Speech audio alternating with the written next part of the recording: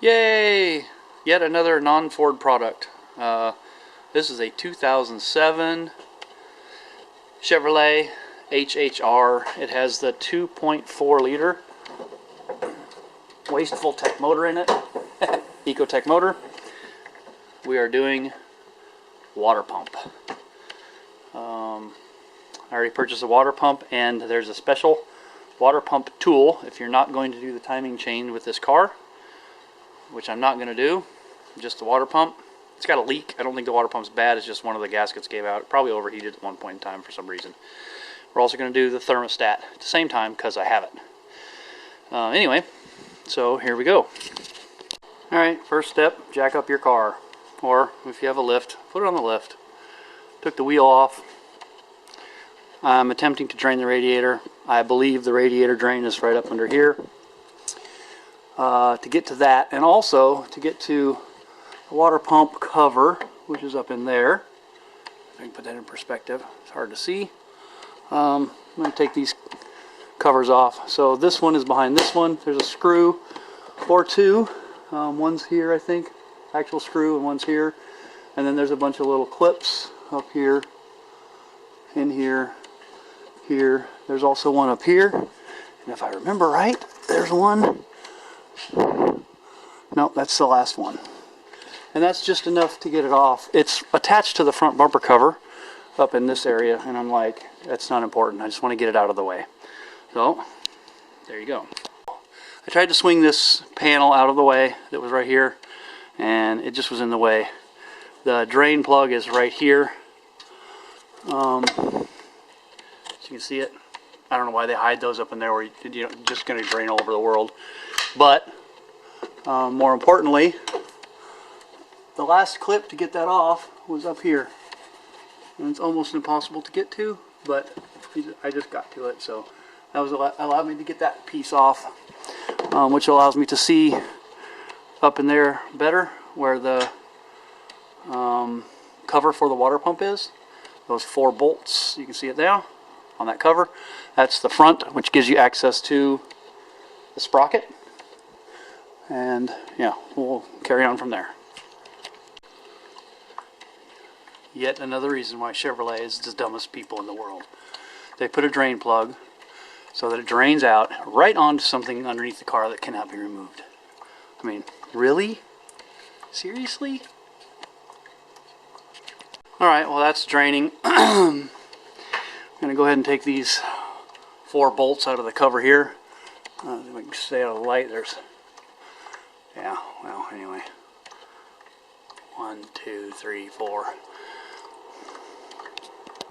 Alright, well, best light I can find, but on the bottom of the water pump, there's a bolt that points straight down. You can see my extension is on it. Right there. That is a drain plug, a drain bolt. You want to loosen that and get the fluid out of the water pump so that it doesn't go in your crankcase when you pull the water pump out. Well, I was hoping to see some of the drips. I don't know if you can see it or not, but it just poured a bunch of water out of there. So drain plug removed. Next step is, that's should be fully drained, so we can take the front bolts out of the water pump, and then we can install the water pump retaining bracket. Alright, so now we're going to take the 2 front bolts for the water pump out before we install the bracket. So one of them is way up here, you can see that, and the other one is right here, right there. Let's go get that light. There you go. Those 2 need to come out. Those are the only 2 on this side. So we're going to take those out and then install this retaining bracket. I'm going to try and show you this, but this bolt right there, it's the top one. It hits the frame rail. It won't come all the way out. Now I'm just going to extend it out as far as we can and see if that makes it different. I mean, it should be alright, but we'll see. Alright, so let's see if I can get this up here in the light where you can see it. 2 screws and some slots. And what that does is, on the motor, there's this gear's bolted onto these 3 screws, and this goes on. so you can access one of the screws and the other 2 screws around it.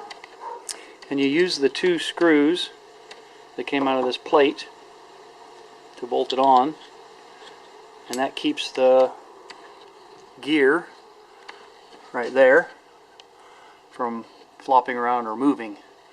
Hold your chain tight, hold your timing correct while you pull the water pump off the back. So I'm going to install that now. I always laugh at these, but here's a pro tip for you. These bolts are really small. I have the half moon unit. They make a full circle one that covers up that hole, but if you drop one of these guys down in your crankcase through that hole, I'll take this off so you can see.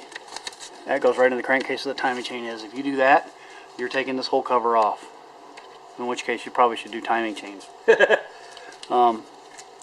I'm just saying, put the painter's tape over there, cover up that hole. Don't be a dingleberry. Alrighty, we've got that installed. Just a word of advice. You probably know this if you're working on something like this. There's 4 bolts there, and you're lining up a stationary thing with a movable thing. So start them all with your fingers. Make sure you're not cross-threading anything. Tighten them down a little bit at a time until you're sure the threads are in. Then put the snug on them. Otherwise, you're just asking for a lot of trouble in your world. Alright, so now we've got the sprocket retaining plate on, water pump sprocket retaining plate on. It's locked in place. It's not moving. There's 3 bolts in this sprocket that hold the water pump to keep it from sliding out the back, out that direction. Now, I strongly recommend that you let somebody else pull those out, and if they drop it, it's their fault. I don't know what to say. They're in there deep. You can, I don't know if you can see. See if I can get the light in there to see. If you can see one of the holes in there, but they're in there deep. I used a magnet, and when I loosened it up, I had a magnet handy so that I could put it on the socket to hold it in there. They do have a, so I could hold the bolt in there. They do have a, here they are here. They have a lip on them, so if you have some good finger action when they're in there, you can get your finger in there like that to hold it. To hold it, but it's really hard. So I used a magnet, and I put the magnet on the outside, which kept it from falling out. Sorry. But you don't want to drop those in there, man, because then you're down in your timing case just like the other ones. So be super careful and be patient. Some of these things are real difficult to film or even get to, and I just wanted to show you an overview. So cross member, transaxle, exhaust, catalytic converter. The light was even hard to get up in there. We're trying to get way up here. I don't know if you can see my hand.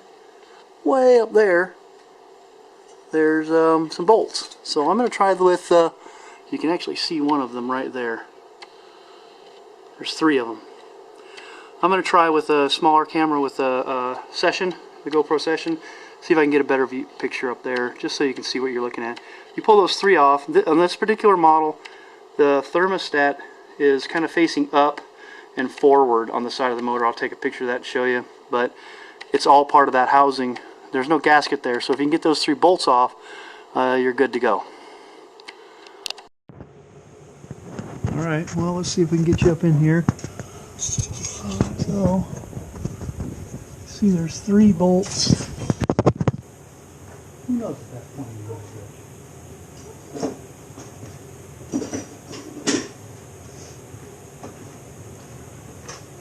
So there's a bolt, kind of right there. There's a bolt right there, and there's a bolt right there. You got to take the sensor out. You got to take that bolt out, that bolt out, and the 3rd bolt, which I was saying is right here. And that'll allow you to move the thermostat housing away so you can get that cross pipe out. Hopefully my little GoPro worked.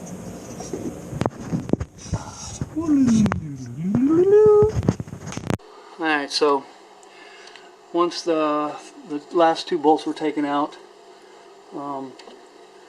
this pipe was the last thing that kind of stuck in there. You just got to wiggle, turn, and twist all that. Because it's loose on the other end, you're able to get it out. It's a little bit of a struggle. You can hear me kind of breathing hard because I'm a big wimp, but I don't know if you can see up in there. Yes, you can. And it's out, and you can see the timing chain is there. It's kind of cool, but yeah. Now, looking at the two, I'm not happy about this. This is a AutoZone Duralast part. Sorry, this is an AutoZone Duralast part, and I want to show you the difference. See, there's a GM part, metal rotor in there. See that? And then in here it's black. It's plastic. I don't know how easy it is for you to see, but yeah, it's plastic. So, I mean, there's a little bit of difference. Not too much. And then I always like to see if what I think was wrong. And you look in there, and you see fluid. It's hard to see, but yep, you see fluid in there. So it was weeping. There's the weep hole is in there. If you can see that or not. Something like that. Who knows? Right in there. Anyway, she's out. It wasn't as hard as I thought. It was a little bit of a pain, but it's a stupid place for a water pump. I still think they look like little tiny turbos. But, alright, we're going to do some cleaning up, take a quick break, and then get back to reinstalling. Okay, well, I'm not going to do too much videotaping of the reinstallation. As you know, installation is opposite of removal. But I am going to go ahead and give you some pointers. If I run across something that's difficult or it needs to be noted, I'll do a video, a portion of it. But the first thing I ran into is when I reinstalled the water pump. And I greased the O-ring. I'll show you that.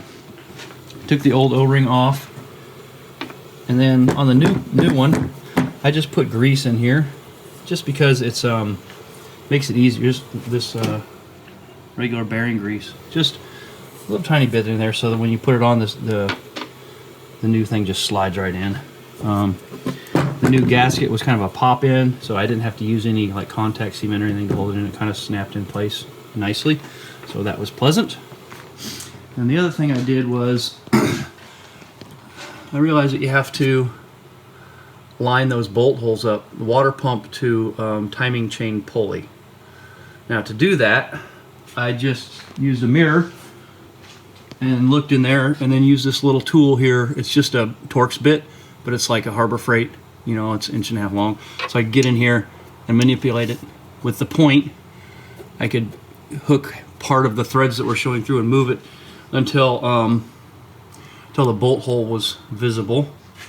I used a little dental mirror, which is just everybody who's mechanicking. You can go in there, you can see, you know, you can look and see, oh, look at there. It's all lined up, nice and pretty. I think that's about as good as you're going to be able to see it. But yeah, made sure it lined up, and then I could put bolts in. So then, the last thing, you know, associated with this is, if you look at what I did is, I just took a the socket that I'm going to use, the bolt that's going in there, and I just put a piece of paper towel over it and pushed the bolt in there. Well, that was humorous. I actually dropped it, but I just put this over here like this. Try to do this with one hand. Put your bolt in, your socket. It makes it nice and tight, won't come out. And then you strip the paper out, and it's, you know, it's an old school thing. That holds it in, so you can get it in and start it and spin it in, and then the paper comes out. Try to get it out, but it's a piece of paper, so it's not going to hurt much. Anyway, it'll dissolve. All right,